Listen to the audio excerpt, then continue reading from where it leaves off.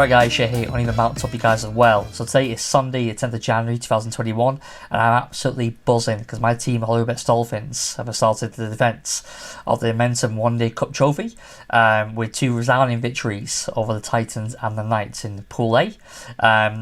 So as I said before, today's Sunday. So yesterday we played against Titans, and today we played against the Knights, and we had two back-to-back victories. Fantastic. Anyway, I'm going to split this up and do the video now about the Titans victory, and then I'll do one about the Knights victory today. So anyway, yesterday we beat the Titans. Titans looked quite strong actually on paper, especially the bowling. I was a bit perturbed to see how what was going to happen there, but in terms of our batting, it's their bowling. You had obviously Dalin Galim, who looks a very good prospect. You have Junior Della, Tabitha Shamsi, international, especially in Shamsi's case. You had the part-time spinner Neil Brand. And obviously they had the return of Kyle Abbott, former Dolphin. Hates to say it, but yeah, hurts me to see him in non-Dolphins colours. But yeah, anyway, speaking of colours, by the way, the Dolphin shirt is absolutely amazing. I need to get hold of that. Don't know how to get that shirt, but the away shirt, the purple one, absolutely love it. Need to get a copy of that. But anyway, yeah. So and also obviously the young raw pace as well as Dan Nantini as a rounding up the Titans attack. So I was a bit worried, thinking obviously Titans put us into bat, and I was thinking, okay. I was asking a friend of mine what's kind of par. He felt 280. I thought a bit less actually. I thought around 260. Just from that wicket, it looked quite slow, a bit too pace. Obviously, was conducive to spin. But they didn't really, Titans never had an option really after Shamsi. We obviously had Sabrine and with the Sami in there, but we'll get to that in a bit. Anyway, so we posted 272, Ackerman and Rollerson, because Sarah Early is obviously in international duty, so Ackerman's promoted to open the batting.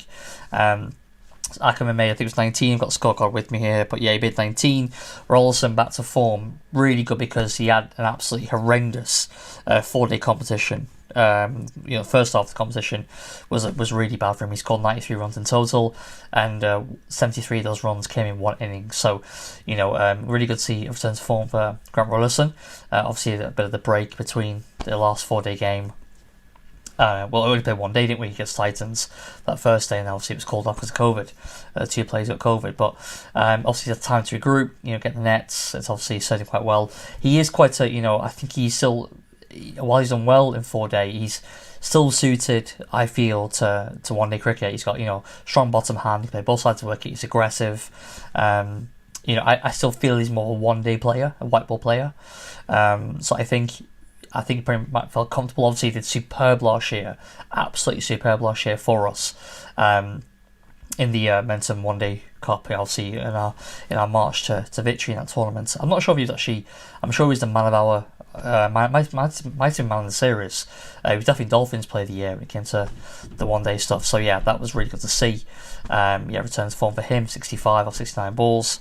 I'm actually just looking now. I've got the stats here for what he did in the 4-day comp, because he really was quite poor. Yeah, 5 games, 7 innings, averaging 13. It was really, really poor. It's unfortunate. But anyway, he's back on it now. So I'll get to the Knights game later on because he scored there as well. But anyway, he was the top scorer. Sorry, actually, what it wasn't was because Miller saw me outdid him. But yeah, he obviously created some impetus at the top of the order. Then we had a collapse. Obviously, the return of David Miller, the giant David Miller, great to see him back in Dolphins colours, but he didn't do anything. He's obviously a bit rusty, hasn't played for a long, long time. Since the one IPL game he had for Rajasthan Royals, that was months ago. So he's obviously rusty. His shot is quite loose shots on the up as well. Look rusty, to be honest. He got a duck. Offentini, Kaizondo flopped 5, and then it was really down to Peptaquayo and initially it was Peptaquayo and Rollerson. And then it was down to Peptaquayo with Sami, who really they had a rebuilding job to do. Peptaquayo played really well actually. Peptaquayo did really well. He made a 50, made 51 off 69 balls. That's right. But he batted with real application at the start of innings, and he was kind of building a good momentum in the innings. And he played a delightful shot off Shamsi, reverse sweep for 4 behind square, beautiful shot. And he played with composure. And then he showed it was really quite frustrating because he showed a lot of maturity with innings. He's pacing it well, and then he showed a lot of immaturity with his dismissal. On the up. From memory, he drove it to mid off. Really poor shot. He played so well to get to his 50.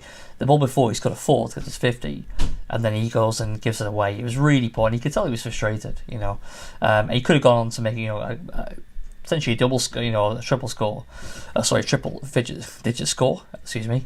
He could have gone and scored a ton, but even like a 70 or 80, that was what I thought he was going to go and do, and kind of get us towards that 300 mark, which would have been, well above par. And I think with our bowling attack, would have been, good to do, really good. I think would put us very much in the box seat if we scored 300. But 272 was a good score. The Swart batted at 3. It's funny how they can bat him at 8 in 4-day cricket and 3 in 1 day. I mean, I like it. I really like the move. I think he's a very, very talented batsman, as he showed. He's got a very good list day average as well for Easons when he played last year. So I guess that's why some of the thinking behind his promotion to 3. But he's a very good batsman, very much a batting all-rounder. Although he's very handy with the ball, but he is a batting all-rounder. It's good to see him getting a chance. He scored, he scored 9 this innings. He made runs. He got a good start in the Titans game. But he got out for 9. I still like the idea of the Swart at 3, for this competition. Anyway, it was like I said before, the Swart, Miller and Zona got out cheaply. Basically came down to requiring with Sami to rescue the innings. The Sami batted really well. He just looks every bit a rebel batsman.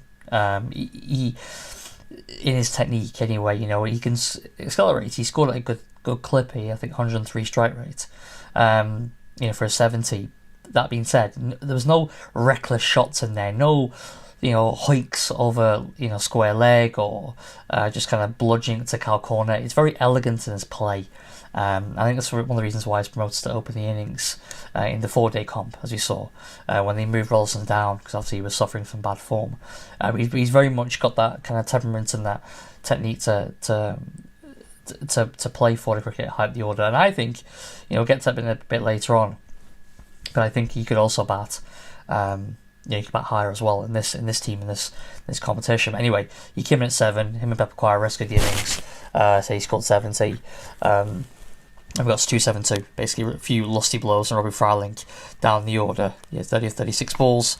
And 272 it was. And then their batting, to be honest with you, barring really Grant Thompson, Dennis de Brain, I wasn't really that worried. I thought we looked pretty competent, and we did. We did really well. We in terms of the wickets, they were 196 for 8, but the reality is the game was over after about 42, 43 overs. It was, I couldn't really see much back. McCann was the 8th wicket to go down after 38 overs, and to be honest, even then, I went into 42, 43. It was actually done then at 38 overs.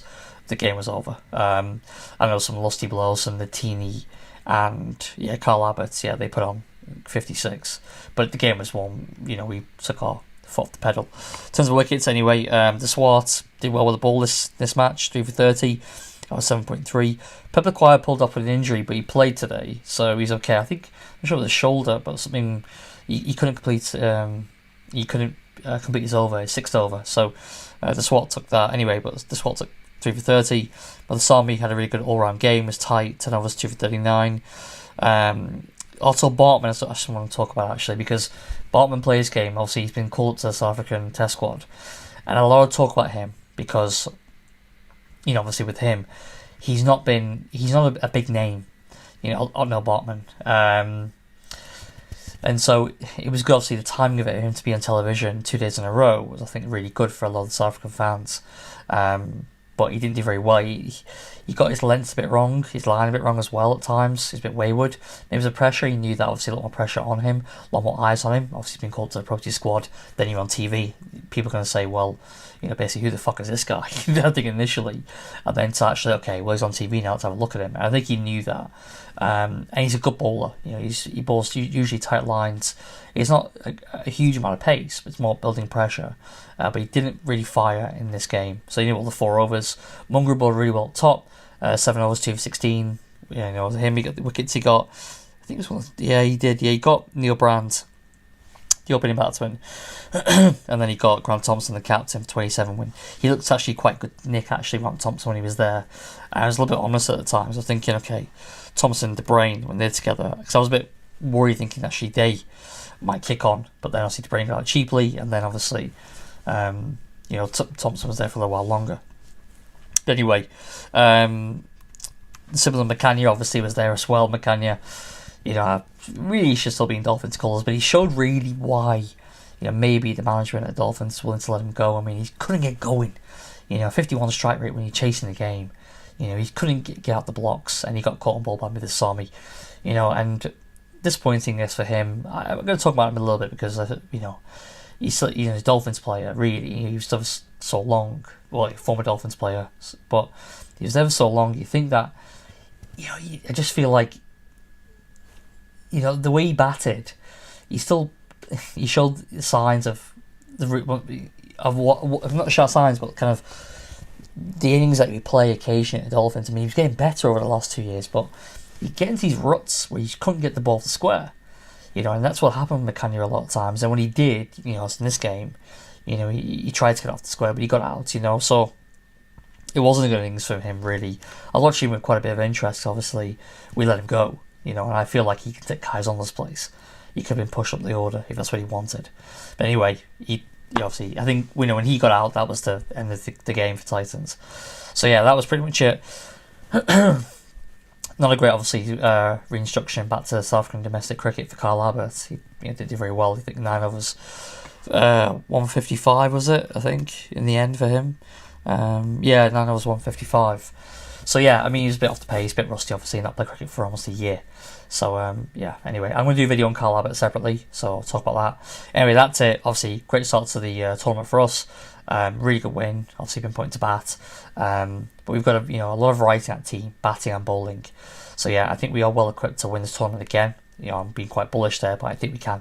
Anyway, guys, if you like the content, please leave me a comment. I'd love a comment from you guys. If you're Dolphins fans out there, you're watching this video, do leave me a comment. If you enjoy the content, click subscribe, and hopefully I will see you on the next one. Cheers.